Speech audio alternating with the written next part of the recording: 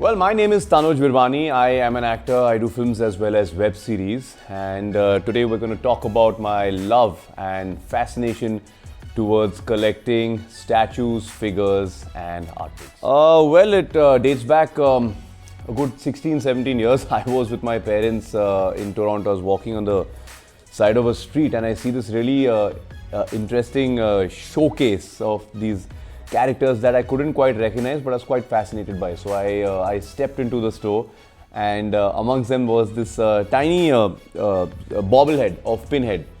I think Mesco was the company, and I didn't know who Pinhead was. And I'm like, okay, like this looks like a dude who has a lot of acupuncture all across his face, and it looks really fascinating. And the more you move him, the more his head would bobble, and it was quite funny. So I bought him, and I came back to India, and I didn't think too much of it. And then few months later, my other friends started telling me, hey, this is called a bobblehead and this is actually a thing. And I started reading up about these things on the internet, and that's how the entire thing started slowly. That's also around the time 2008 2009 where Iron Man, the first MCU film released in India, became an absolute phenomenon, and of course the rest, as they say, is history. See, firstly, I'm a single child. I don't have any siblings, so it gives me a lot more free time. And I feel in today's day and age, living this crazy life in a city as hectic and chaotic as Mumbai, everyone needs to have some sort of hobby. There are people who like to collect stamps, there are people who like to collect coins.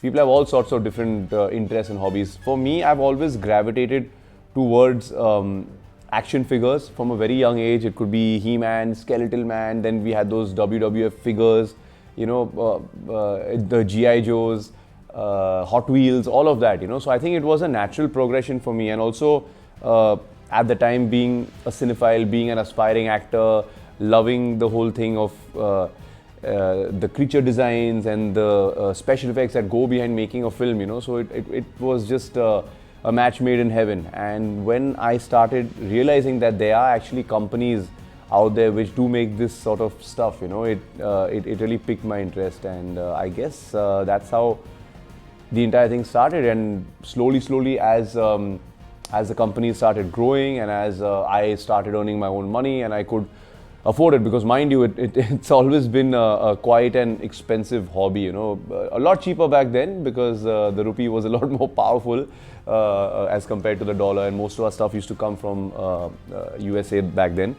But it's really addictive, because you go read a comic or you go watch a certain movie and you enjoy it, and then you want a physical representation of maybe some character from that movie, maybe the protagonist, maybe the antagonist, so many things. In the case of the Batman and Iron Man movies, so they make multiple suits, so you want to have them all.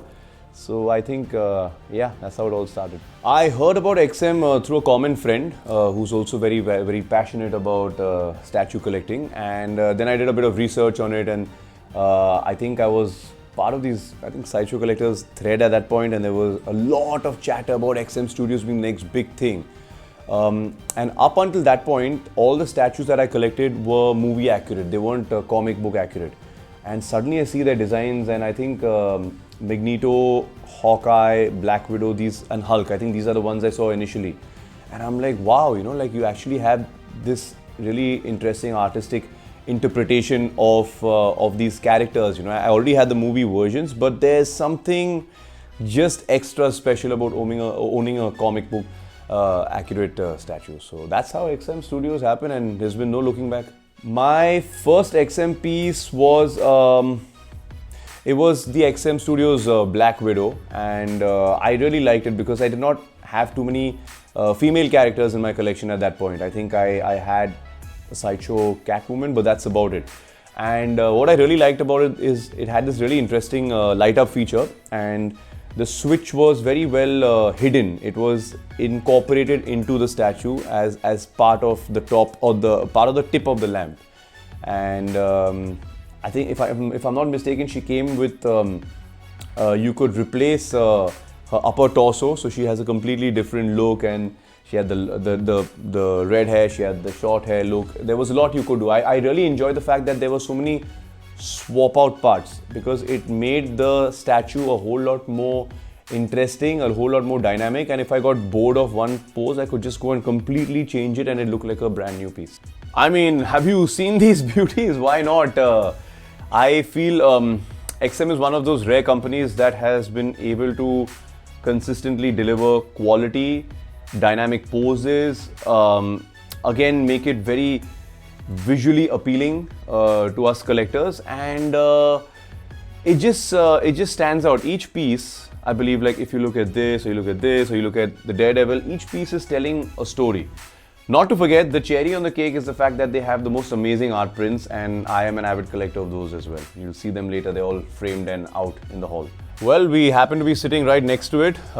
This is the XM Studios original Magneto on the Sentinel, and he's turned it into his throne. And like I spoke to you guys earlier, XM has this unique ability to be able to tell a story with each piece of theirs, you know, and there's so much of detail in this, and it comes with two brilliant head sculpts. You've got the other one with the helmet on, and these are the Sentinels. He's got them under his control and turned their hand into his very own throne. Just the way he's sitting, and you know, he's sitting at the Xavier's school, and all of it just amounted to it being extremely special. Lots of Easter eggs in this particular piece. Also, back in the day when it came out, it was a much sought after piece.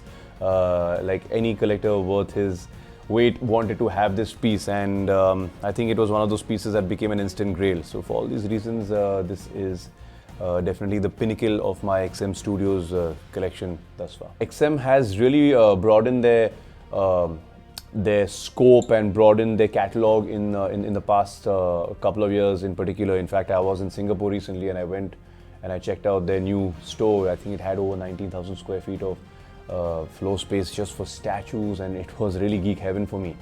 But if you guys are listening at XM, I think it's high time you all did a standalone quarter scale Riddler, comic book accurate, and a Penguin.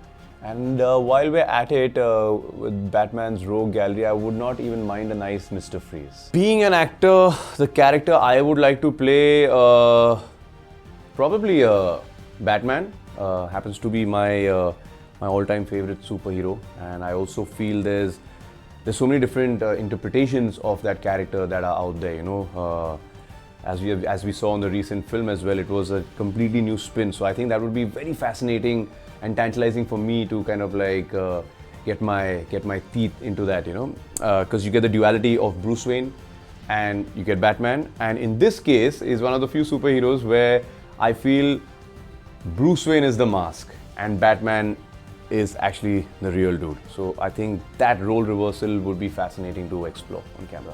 Well, my one advice for budding collectors is collect because you think it's cool. Don't be part of the rat race. Don't succumb to any sort of herd mentality because your friends or your peers say that, hey, listen, this is what you need to be collecting.